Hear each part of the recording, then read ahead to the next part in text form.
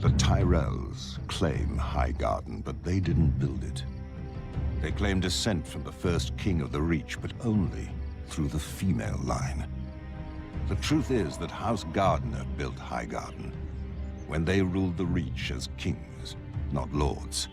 And as their name attests, they were the true heirs of Garth the Gardener, who founded their house and the kingdom, and brought law and order to the Reach.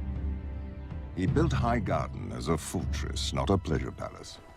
In those dark days, the Ironborn raided up and down the Mander at will, and the Dornish were even more trouble than they are now.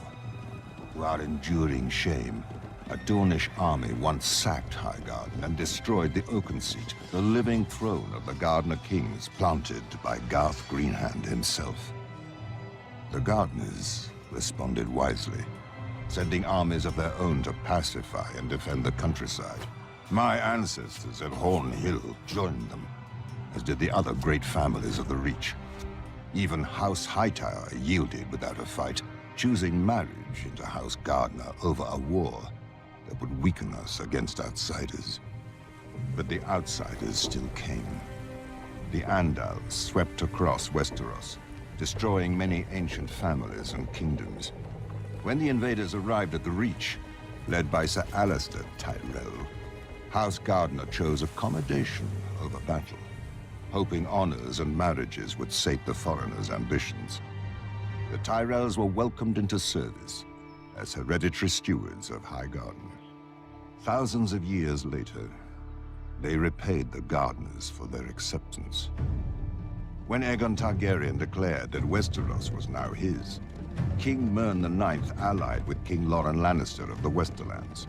Together, they fought to save Westeros from another foreign barbarian, whose family practices put decent men to shame. But the dragons won, and the Field of Fire claimed Mern and all his sons, grandsons, and brothers. Instead of using the castle for what it was built to do, Harlan Tyrell surrendered it to Aegon without a fight.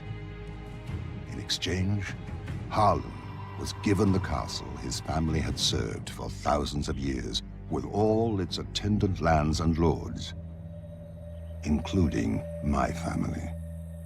Perhaps the Tyrells were great once, but Harlan gave away their honor when he opened gates that weren't his to open, and to a foreign invader.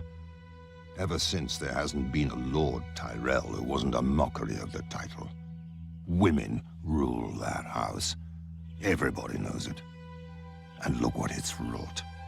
Their proper lord, heir, and queen, dead, leaving only a shrunken old woman who forgets her loyalties to the realm, either in grief or dotage.